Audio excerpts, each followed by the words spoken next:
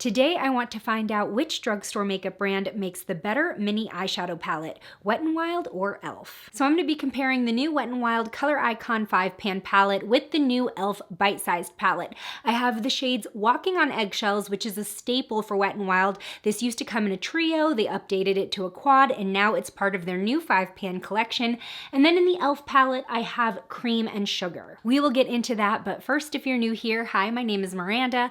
Welcome to my channel where we talk all things budget beauty. If that sounds interesting to you, then become the newest member of the Slashed Squad by hitting subscribe and the bell icon. All right, let's start out with some quick details. So the Wet n Wild Color Icon 5-pan palette obviously has 5 shades and is $2.99 in drugstores, and the e.l.f. bite-sized palette has 4 shades and is $3. Now, Wet n Wild specifically has always been pretty well known for their mini eyeshadow palettes. It all started back with their iconic trios, which I think used to be like $1.99, and they were the best shadows you could find at the drugstore back in the day. And yes, Walking on Eggshells was one of those trios. It's one of the first drugstore eyeshadow palettes that I owned. It's just one of those shade ranges that you really can't go wrong with. Now, really quickly, I do want to compare this to the previous version, which was the quad. The difference is obviously we have the extra shade, which is the deep matte brown. But what's interesting is they also lightened the transition tan shade, which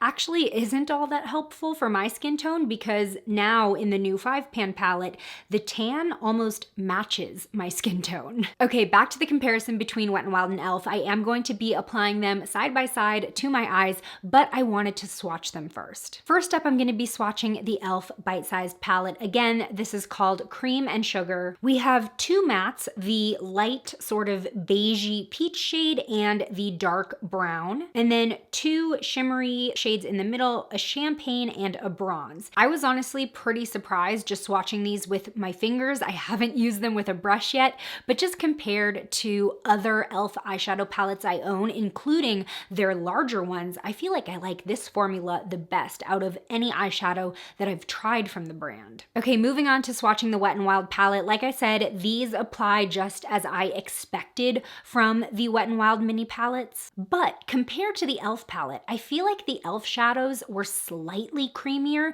and the shimmers were a little bit higher impact, bordering on metallic. The Wet n Wild shimmer shades almost kind of straddle the line between shimmer and satin. They're really, really pretty, but definitely a bit more subtle. Now, I do think that there are at least 3 shade dupes between these two palettes. However, the dark brown in the Wet n Wild palette is slightly cooler than the e.l.f. But of course, we can only tell so much swatching with the fingers onto an arm, so let me zoom you in and we will apply these to the eyes. In order for both of these palettes to start out with a neutral playing field, I'm going to prime my eyes using the Milani eyeshadow primer. Okay, starting with the Wet n Wild palette, I'm gonna go into this tan shade and use that as my transition. Now, when I swatched this on my arm, it like blended into my skin tone. I don't think you're gonna be able to see this at all. Wow. I could use this as a powder foundation. This matches my skin so closely. Well, if anything, this will help us blend out the crease shade. Now, on that note, the e.l.f. palette doesn't really have a transition shade. We just have this beigey peach, which I would honestly more consider a base shade, but it's what we got, so it's what we're gonna use. Yeah, this is almost like light peach on me. But again, it'll help us blend out that deep brown, which I do plan on putting in my crease. All right, let's jump straight into that deep brown on the Wet n Wild side. Like I said, swatched, this looked a little bit cooler than the e.l.f. palette. Now, when I'm dipping my brush into this, you can see how soft this shadow is. We are getting quite a considerable amount of kick up, so I'm curious to see if that's gonna translate as fallout on the face. So let's go ahead and work that in the outer corner. Ooh, yeah, this is exactly what I've been wanting from the Walking on Eggshells palette specifically, because I've always had that in my collection since I started my makeup collection. I always bought replacements and then I bought the new version when it came out, and I was always like, this needs a dark matte. Okay, this is going on with a lot of pigment. I haven't needed to double dip yet. It's sweeping into the crease really nicely, and it's blending into that transition color really easily and softly. Even though this is a dark shade, it's not looking harsh right off the bat. So I'm still thankful for that transition shade, and I feel like you can start to see it a little better as well now that it's right next to that crease shade. So not as mad as I was about it. So I'm just going in with a little bit more product on my brush to kind of shape this out a bit. Dipping into this dark brown, it almost looks just as soft. You can see we're also getting kick up here, maybe slightly less. However, I'm not seeing any fallout from that deep brown on the Wet n Wild side, so that's good news. Ooh, whoa. Just on the first pat, I have a more opaque application. Like, it's looking really deep and rich. I do already see a little bit of fallout though, but that actually went on a lot stronger, I think, than the Wet n Wild did, just with one pat of the product. Ooh, okay, so I think I need to already go back into the transition shade. I need to be careful here. I'm hoping we can blend this out to be a little softer. I was not expecting that at all.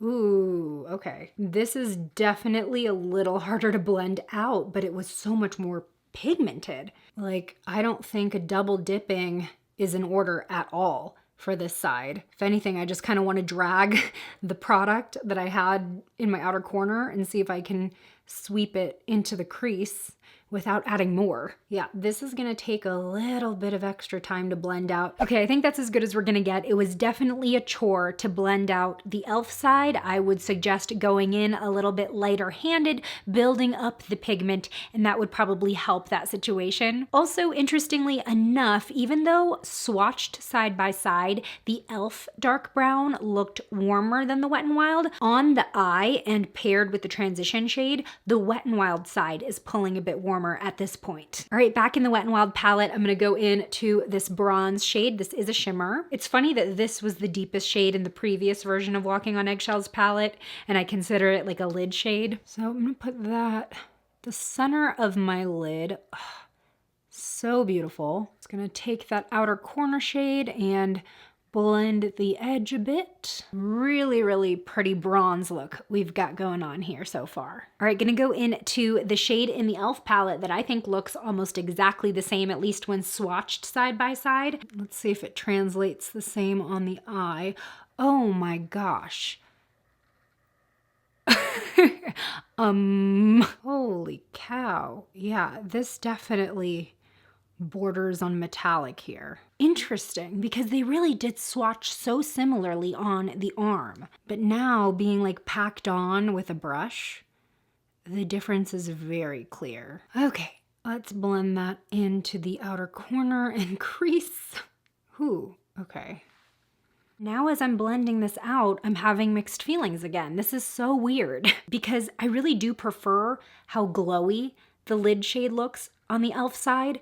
Now that I'm trying to blend it out, the shimmer from the shade is sort of just really loose and being pulled around, and now it's in my crease and outer corner, and it's giving the whole look a frosty vibe that I didn't want. So the jury is definitely still out. Okay, going into the lightest shade in the Wet n Wild palette, this is sort of a bone champagne, and that is gonna go in my inner corner, and I will bring it onto the lid just a little bit. Now this is pretty stark compared to the rest of the look. I sort of wish they gave us a little bit more of a golden champagne because it doesn't really vibe with the bronzy theme. It would probably work well with the pink lid shade in this palette. I'm also gonna bring that on my brow bone. Yeah, that's like, it translates a little white for me. All right, going into the champagne in the e.l.f. palette, I think I'm gonna prefer this color because like I said, it's a bit warmer. Ooh, interesting. I spoke too soon. It's actually looking exactly like the Wet n Wild shade. Okay, fallout update. I haven't cleared anything that fell from blending. The e.l.f. side definitely has a little bit more product that ended up under my eye, although the Wet n Wild side is not immune. I'm seeing just a tiny group of specks of dark brown on the bridge of my nose. I'm gonna add a little liner and mascara, and then I'll be back with my final thoughts. Here are the finished looks, and I hate to be wishy-washy, but I feel like each of these palettes has its own pros and cons, and I really wish there was some sort of fusion between the two. The e.l.f. shadow is obviously more high impact, more pigmented. However, it's also a little bit trickier to blend. There is more of a learning curve with this palette. They almost apply more like pressed pigments versus eyeshadows. And that's not necessarily a bad thing, but it's just really easy to go overboard. And overall, I do feel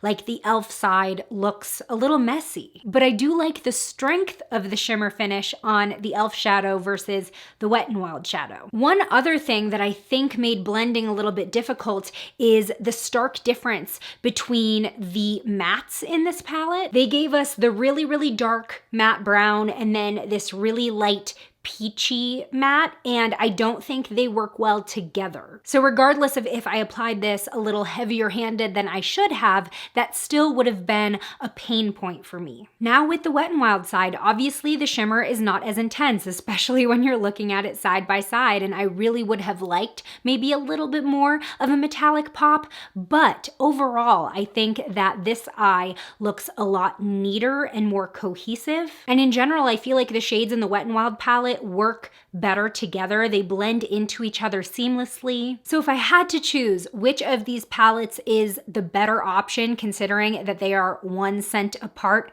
I would go with the Wet n Wild palette. I think it's just a little easier to use. You get a whole extra shade. Walking on Eggshells has been a staple in my collection for the past 15 years. And obviously that's not changing anytime soon. But I'm dying to know your thoughts. Which eye do you think came out better, and which drugstore eyeshadow palette do you think is best? Let me know in the comments below. Today's shout out goes to Leisha. Thanks for being a member of the Slashed Squad. And join me over in this video next where I do a full day wear test with new drugstore makeup. I'll see you over there. Bye!